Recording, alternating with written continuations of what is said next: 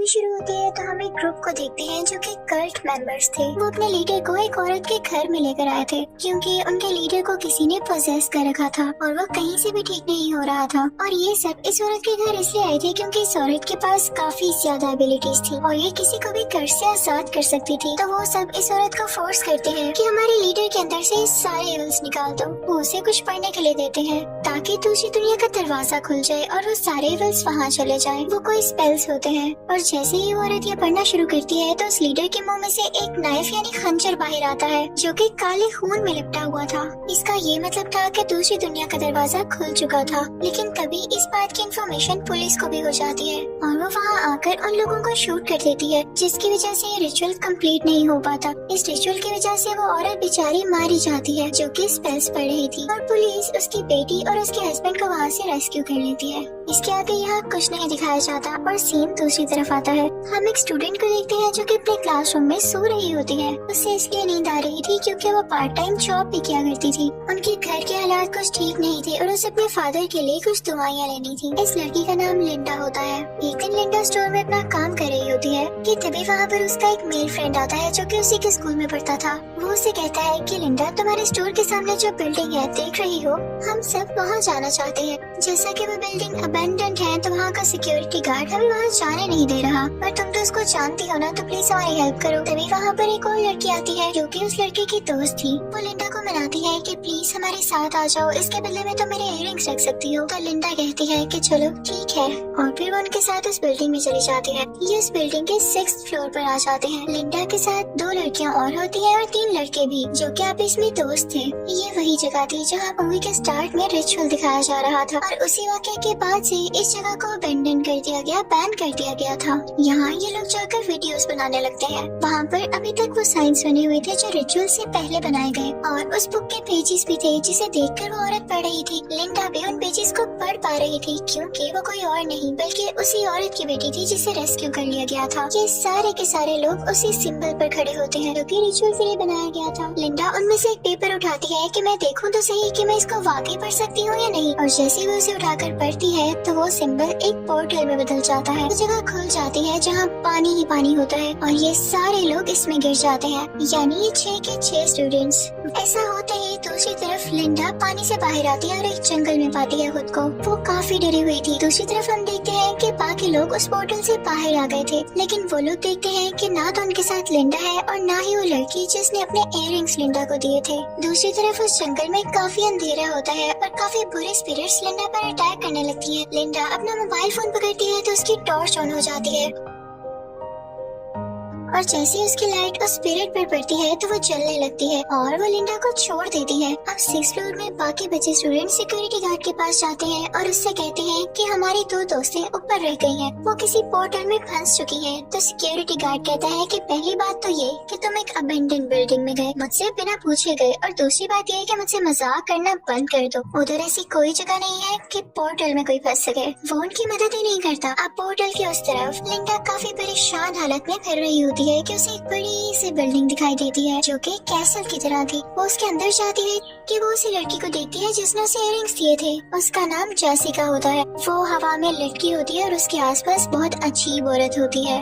लिंडा फौरन से जाके जेसिका को आजाद करती है तो जेसिका डर जाती है और कहती है मैं यहाँ कैसे आई। अभी वो लोग बातें कर ही रहे होते हैं कि वही औरत जिसने जेसिका को हवा में लटकाया था उनके पास आ जाती और उनको मारने लगती है, उन पर अटैक करने लगती है। उसकी स्किन काफी अजीब थी और उसकी आंखें भी ब्लैक थी, यानी सफेद हो चुकी थी। लिंडा को वही ख्याल दोबारा आता है कि क्यों ना मैं इस पर भी टॉर्च डाल कर देखूं और वो ऐसा ही करती है। तो उस औरत को तकलीफ होने लगती है। वो अजीब औरत अपने पास से वही खंजर निकाल लेती है जैसा खंजर हमें रिचुअल में दिखाया गया। उनको मार नहीं लगती है, लेकिन लिंडा वही खंजर पकड़ती है और उस औरत को ही उससे मार डालती है। ये ट्विस्ट काफी अच्छा था। अब लिंडा जेसिका से कहती है कि हमें फौरन यहाँ से निकलना होगा, लेकिन इससे पहले ही उसी अजीब सी औरत की बहन आ जाती है। जिस औरत ने इन पर अटैक किया था वो भी काफी अजीब होती है, लेकिन ये दोनों वहाँ से भाग जाती है। लिंडा जेसिका से कहती है कि हमें फौरन से पूल में कूदना होगा ताकि हम अपनी दुनिया में वापस जा सके। इसी के साथ लिंडा पूल में जंप लगा देती है, लेकिन जैसे ही जेसिका जंप लगाने लगती है तो अपने आप ही उस महल की तरफ खींची चली जाती है। अब दूसरी तरफ असली दुनिया में जेसिका के सारे दोस्त काफी परेशान हो रहे होते हैं, तो वो सिक्योरिटी गार्ड को जैसे तैसे करके मना के अपने साथ 6th फ्लोर पर ले आते हैं और उससे कहते हैं कि ये देखें, यही पूल है जिसमें हम सब चले गए थे। हमारी 2 दोस्तें अभी भी इसी के अंदर है। उन दोनों लड़कियों की बॉडीज बाहर मौजूद किताब के पेपर्स पर आने लगती हैं, यानी इस बात का उन्हें भी पता चल चुका था कि ये भी जिंदा है और इसी के अंदर है। लेकिन सिक्योरिटी गार्ड कहता है कि मुझे बच्चा मत बनाओ, यहाँ हो सकता है कि कोई लीकेज हो या तुम लोगों ने खुद इस जगह को खोद के यहाँ पानी भर दिया हो। मुझे क्या पता कि तुम लोग यहाँ पहली बार आ रहे हो या पहले भी आ चुके हो। तो उनमें से एक लड़का सिक्योरिटी गार्ड को कहता है कि अपनी साइज नहीं पड़ी क्या? आप जानते भी हैं कि 6th फ्लोर है, हम इसे कैसे खोद सकते हैं भाई? कितना गहरा पूल बन जाए और उसमें पानी भी भर जाए। वाह भाई वाह। अभी ये लोग बातें कर ही रहे होते हैं कि उसी पूल में हलचल होती है और उसमें से लिंडा बाहर आती है। ये सब बहुत खुश हो जाते हैं कि हो सकता है कि दोनों बाहर आ जाए। वो उसको बाहर निकालने लगते हैं और तभी जेसिका भी बाहर आ जाती है जो कि बेहोश होती है। लेकिन जैसे ही वो अपनी आंखें खोलती है तो उसकी आंखें बिल्कुल ब्लैंक होती है, बिल्कुल उसी औरत की तरह सफेद, क्योंकि अब उसे किसी स्पिरिट ने पोसेस कर लिया था। जेसिका के हाथ में एक एक्स होता है। वो सिक्योरिटी ऑफिसर जब उसके सामने आता है तो वो उसी एक्स से उसका हाथ काट देती है। लिंडा अपने सेल फोन ऑन करती है तो उसे दिखाई देता है कि उसके पीछे कोई स्पिरिट है जो कि जेसिका को कंट्रोल कर रही है। इससे साफ जाहिर था कि जेसिका के साथ एक स्पिरिट इस दुनिया में आ चुकी थी। अब वो स्पिरिट चिल्लाने लगती है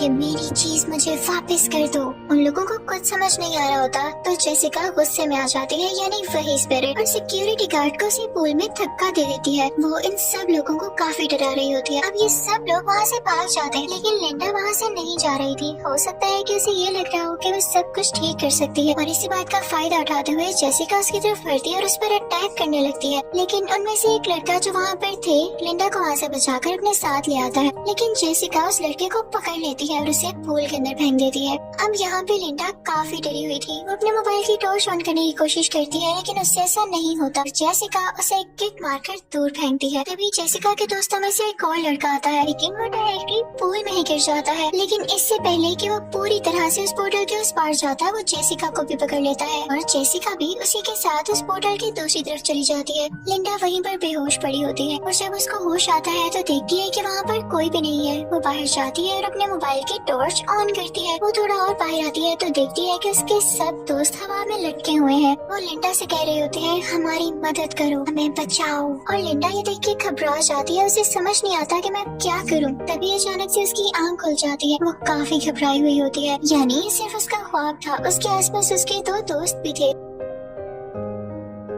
अब वो सब उस बुक के पेजेस पकड़ते हैं और रीड करने लगते हैं कि आखिर हम अपने दोस्तों को उस पोर्टल से बाहर कैसे ला सकते हैं। अब लिंडा को एकदम से याद आता है कि उसके बैग में उसने एक खंजर डाल लिया था। जब वो जेसिका को बचा रही थी तो जो औरत उन पर अटैक कर रही थी उससे खंजर छीनकर उसे मार देने के बाद उसने वो खंजर अपने बैग में ही रख लिया था। फौरन से वो खंजर अपने बैग से बाहर निकालती है तो वहाँ पर खड़ा एक लड़का उससे वो खंजर छीन लेता है। उसे गौर से देखने लगता है जैसे वो उसे जानता हो। तो वो सारे सोचते हैं कि वो क्रीपी औरत और वो स्पिरिट जो कि जेसिका के साथ बाहर आई, वो जो कुछ मांग रही थी वो यही खंजर है। हमें उसे खंजर लौटाना होगा तभी वो हमारी जान छोड़ेगी। लेकिन जिस लड़के ने उसे वो खंजर लिया था वो कहता है कि नहीं नहीं, हम उसको कोई खंजर नहीं देने वाले, और अगर हम यहाँ ज्यादा देर रुके तो वो हमें भी मार डालेगी, हमें यहाँ से जाना होगा। वो यहाँ पे काफी मीन हो रहा होता है, लेकिन अब उनके पास कोई रास्ता भी नहीं था क्योंकि पोर्टल को खोलने का कोई तरीका नहीं था। तो वो सोचते हैं कि अभी फिलहाल हम इस बिल्डिंग से बाहर निकल आते हैं और अपने दोस्तों को भी बचा लेंगे। लेकिन बिल्डिंग की दीवारें बहुत ऊंची थी और सब रास्ते बंद हो चुके थे और चाबी जो थी वो तो सिक्योरिटी गार्ड के पास थी और वो अंदर चला गया। लेकिन एकदम लिंडा को याद आता है कि जेसिका ने तो उसका हाथ काट दिया था और उसी हाथ में वो चाबी थी। वो चाबी लेकर दरवाजा खोलने लगती है, लेकिन इससे पहले कि वो वहाँ पर पहुँचते वहाँ पर जेसिका खड़ी थी उसी एक्स के साथ जो कि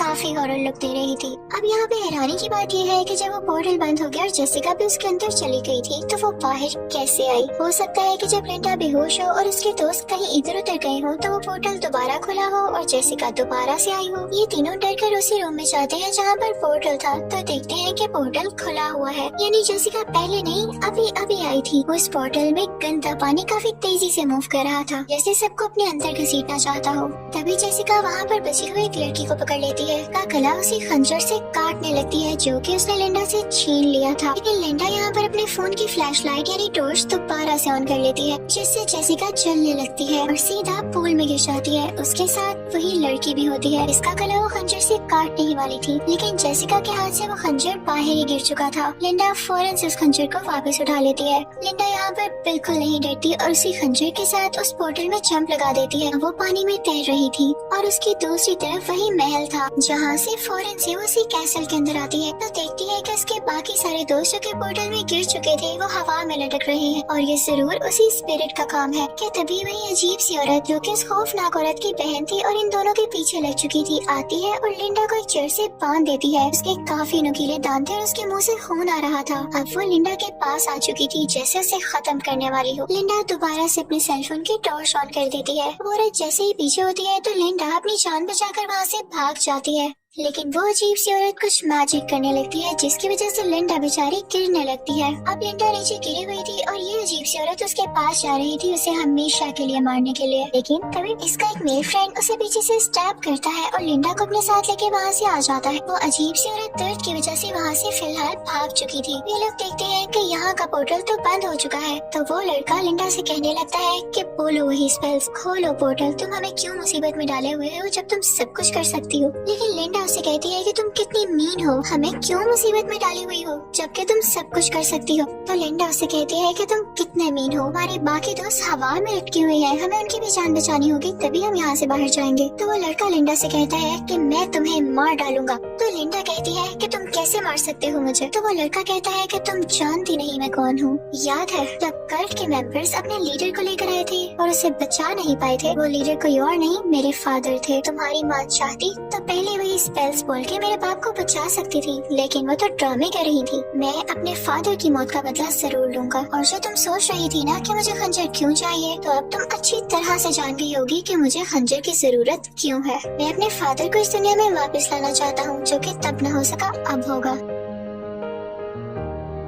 लेकिन लिंडा उसे धक्का दे देती है और कहती है कि मैं अपने बाकी दोस्तों को बचाऊंगी। हालांकि पहले वो लिंडा के दोस्त नहीं थे, लेकिन अब इनमें दोस्ती हो चुकी थी। वो उन सबको आजाद कर देती है और उनको अपने साथ ले आती है। ये सारे उस कैसल से बाहर आ जाते हैं और उसी पूल की तरफ भागने लगते हैं। रास्ते में स्पिरिट्स इन्हें काफी बार रोकने की कोशिश करते हैं, लेकिन ये सारे एक साथ भाग रहे होते हैं और एक दूसरे की जान बचा रहे होते हैं। ये फायदा होता है यूनिटी का। लेकिन देखते हैं कि वहाँ पर कोई पुल नहीं होता और सारे पोर्टल्स बंद होते हैं। तभी लिंडा उसी पेपर से वो स्पेल्स पढ़ने लगती है तो तभी पूल में हलचल होती है और वहाँ पर पानी पैर होना शुरू हो जाता है। अब लिंडा सबसे कहने लगती है कि एक एक करके इस पूल में जंप लगा दो। उनमें से एक लड़की और एक लड़का पूल में जंप लगा देते हैं, लेकिन जिस लड़के को खंजर चाहिए था वो लिंडा से पूछता है कि कहाँ है खंजर। तो लिंडा कहती है कि शायद वो पीछे गिर गया है। तो वो लड़का फौरन से पीछे जाता है उस खंजर को उठाने के लिए, लेकिन तभी वहाँ पर वो खौफनाक औरत आ जाती है जो कि अपनी एनर्जी यूज करते हुए, अपनी पावर का यूज करते हुए उस लड़के को दूर फेंकती है उठाकर और फिर वो लिंडा को भी गिरा देती है और उसके ऊपर आ जाती है। उसके मुंह से काफी